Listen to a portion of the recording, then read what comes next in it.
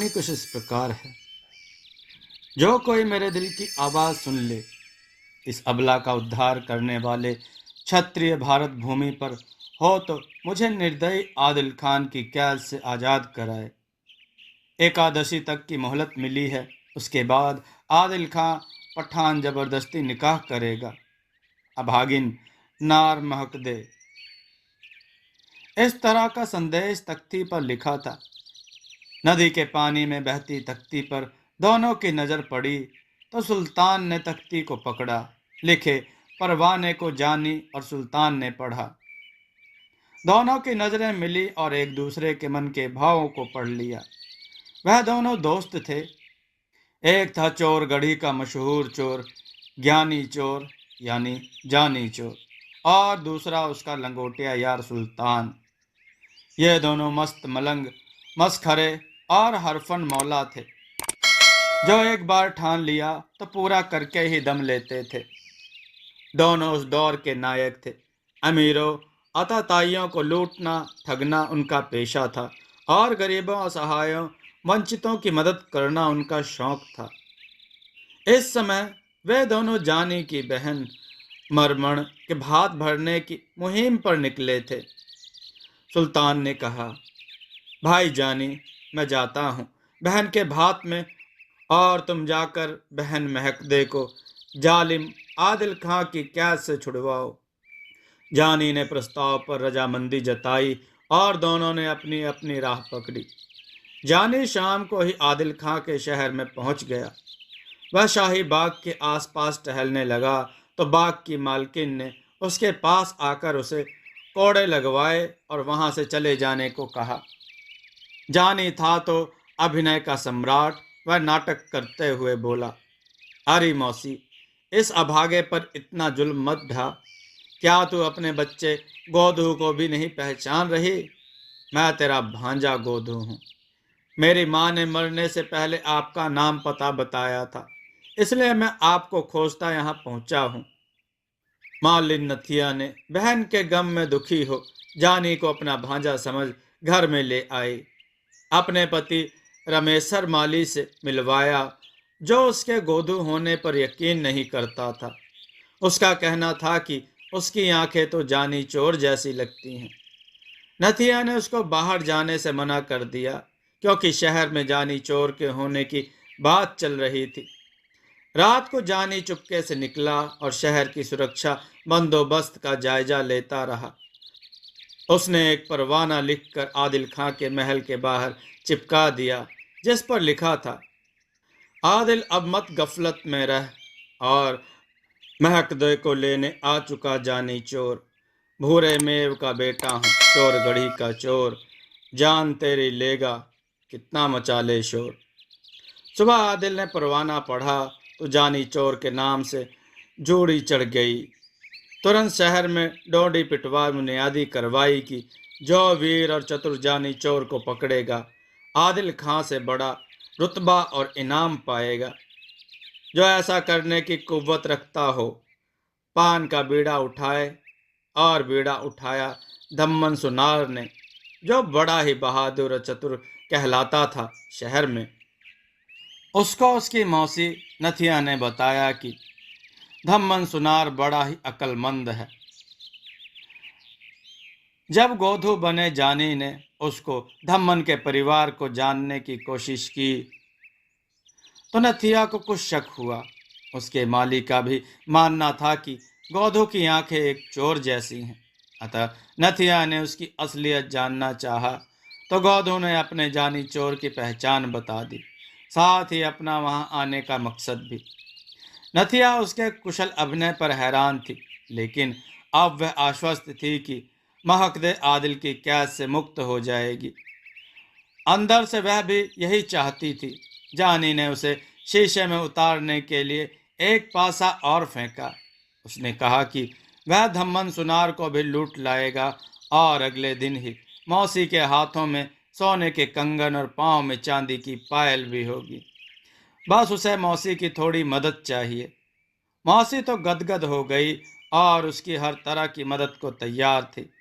वह गोधू ही बना रहा और सबसे पहले पुर्जा लिख फूलों की माला में टांक कर मौसी के हाथों महल में महकदे के पास भिजवाया। महकदे ने जब पुर्जा पढ़ा कि जानी उसका भाई उसे कैद से आज़ाद करवाने आया है, तो उसे तसल्ली हुई।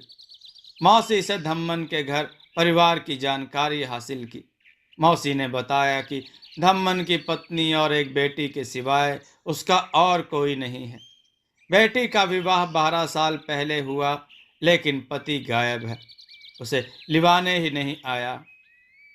जानी मौसी से आज्ञा ले एक ब्राह्मण जोशी का वेश धारण कर धम्मन सुनार के मोहल्ले में पहुंचा। वहां जाकर आवाज लगाई, काशी का ब्राह्मण जोशी आया है, अपना हाथ दिखाकर भविष्य जान लो।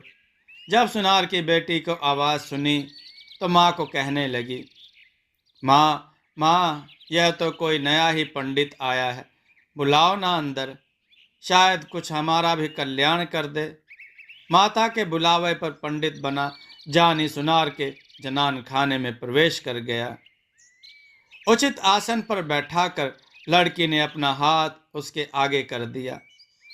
पंडित जी ने कहा, 12 साल से विरह का दुख झेल रही है बेटी, तेरे दुखों का अंत आज होने वाला है। आज रात को तेरा पति जरूर आवेगा और तुझे अपने संग ले जावेगा।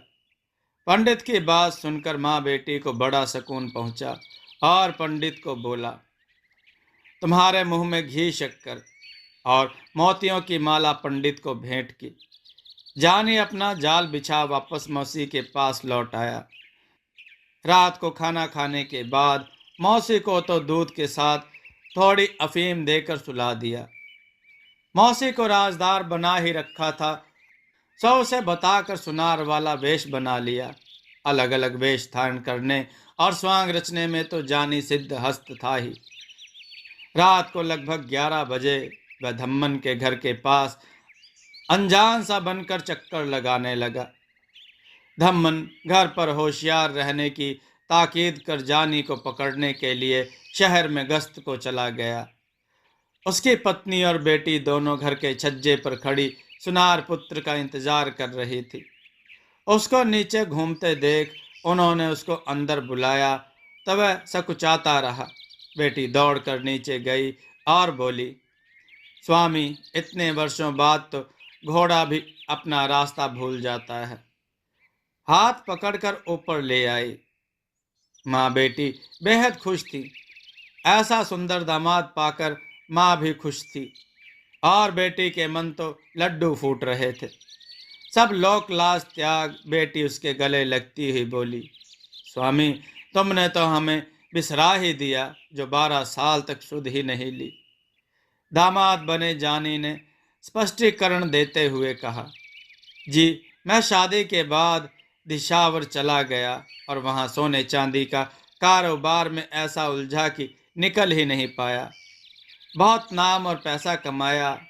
वहाँ पर सोने की कारीगरी और हुनर में तो मैंने ऐसा सिक्का जमा लिया कि दूर दूर से सेठ व्यापारी राजा अपने घर के सारे जेवर बनवाने लगे।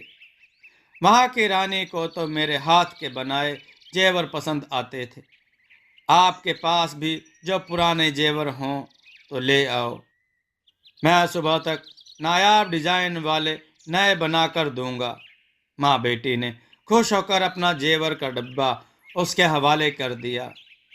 उसने कहा, मैं सिर्फ दूध पीऊंगा और उसके बाद मैं बनाता हूँ नए जेवर और आप सो जाओ। माँ बेटी सो गई और उधर जानी सारा माल समेट कर रफू चक्कर हो गया। सुबह माँ बेटी जगी तो ना तो वहाँ दामाद था और ना गहने। घर में कोहराम मच गया। धम्मन सुनार घर आया तो उसे बताया कि दामाद आया था और लूट कर चला गया। धम्मन पहचान गया कि यह तो जानी चोर का ही काम है।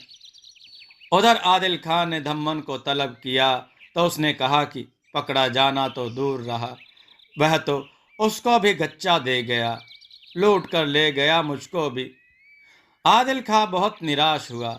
उसने दरबार में फिर से पान का बीड़ा रखा और जानी को पकड़ने की अपील की। इस बार बीड़ा उठाया शहर कोतवाल ने।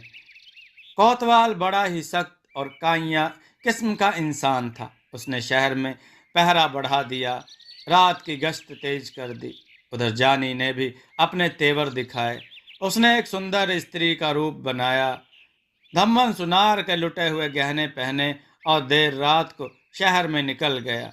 राह में उसको कोतवाल मिला। कोतवाल ने उस सुंदर स्त्री को मैं जेवरात देखा तो उसकी नीयत डोल गई। फिर उसने अपना रौब जमाते हुए कहा, ऐ नाजनीन, तुम आधी रात को बन ठन कर कहाँ जा रही हो? तुम्हें अकेले में डर नहीं लगता? शहर में जानी चोर आया हुआ है, तुमको नहीं पता? स्त्री रूपी जानी ने डरने का स्वांग किया और थर थर कांपने लगी। कोतवाल ने कहा, चल मेरे घोड़े पर बैठ, मेरे घर चल, नहीं तो जानी तुमको लूट लेगा। उसने स्त्री को घोड़े पर बिठा लिया। शहर की सुनसान जगह आते ही जानी ने कोतवाल को घोड़े से नीचे पटक दिया और उसकी छाती पर सवार हो गया। कोतवाल की अच्छी धुनाई की, उसकी बेल्ट और हंटर छीन लिया, उसके मुस्के बांधी और उसका घोड़ा लेकर रफू चक्कर हो गया। सुबह कोतवाल को बंधा हुआ पाया तो लोगों ने उसकी खिल्ली उड़ाई। कोतवाल आदिल खां के दरबार में उपस्थित हुआ और अपनी राम कहानी सुनाई। आदिल खां को सुनकर बहुत दुख हुआ। दरबार में फिर से बीड़ा रखा गया और खुद आदिल ने जानी को पकड़ने का बीड़ा उठाया। रात को आदिल घोड़े पर सवार हो गश्त पर निकल गया। उधर जानी ने एक गरीब बुढ़िया का वेश बनाया और एक चौराहे पर चक्की पीसने लगा। आदिल खां पहुंचा तो उसने बुढ़िया को चक्की चलाते देखा। उसने बुढ़िया से पूछा, है बुढ़िया, तूने इधर से जानी चोर को निकलते देखा? बुढ़िया ने कहा, अभी अभी इस ओर गया है। कह रहा था, आदिल किस खेत की मूली है जो मुझे पकड़ लेगा। ऐसा सुनते ही आदिल ने उस ओर घोड़ा दौड़ा दिया। अब जानी नहीं मिला तो आदिल फिर वापस उस बुढ़िया की ओर आया। उसने बुढ़िया से फिर पूछा तो उसने जवाब दिया कि अभी अभी इस ओर गया है। आदिल उधर भागा तो जानी नहीं मिला। आदिल फिर बुढ़िया बने जानी के पास आया और उसने फिर वही सवाल किया। बुढ़िया बना जानी चोर बोला, मालिक, वह ऐसे आपके हाथ नहीं आने वाला। आप मेरी जगह बैठो, जैसे ही वह आएगा उसको पकड़ लेना। आदिल ने बुढ़िया के कपड़े पहने और चक्की पर बैठ गया। जानी के इंतजार में जानी ने घोड़े पर एड़ लगाई और जा पहुंचा आदिल के महल में, नार महकदे के पास। उसने महकदे को अपना परिचय दिया और महकदे बड़ी खुश हुई यह जानकर कि उसका तारणहार आ गया है। जानी ने उसको घोड़े पर बिठाया और महल से बाहर निकल गया। जानी जा पहुंचा सुल्तान के पास। मरवण के भांत में 4 चांद लगाने को सुल्तान और मरवण भी खुश हुए उनको देखकर। उधर आदिल चक्की पीसता हुआ राह देखता रहा। जानी की पाँव फटने लगी तो शहर के लोगों ने आदिल को चक्की चलाते देखा तो सब हैरान हुए। आदिल जानी को गालियां देता हुआ भाग खड़ा हुआ। मरवण भी उसकी कैद से आज़ाद हो चुकी थी। दोस्तों, आपको यह कथा कैसी लगी? अपने विचार और सुझाव कमेंट में जरूर दें। हमारी कथाओं को लाइक करें, हमारे चैनल को सब्सक्राइब करना न भूलें। हमारी कथाओं को शेयर जरूर करें जिससे लोगों को अच्छा ज्ञान प्राप्त हो। जय श्री राम भक्तों।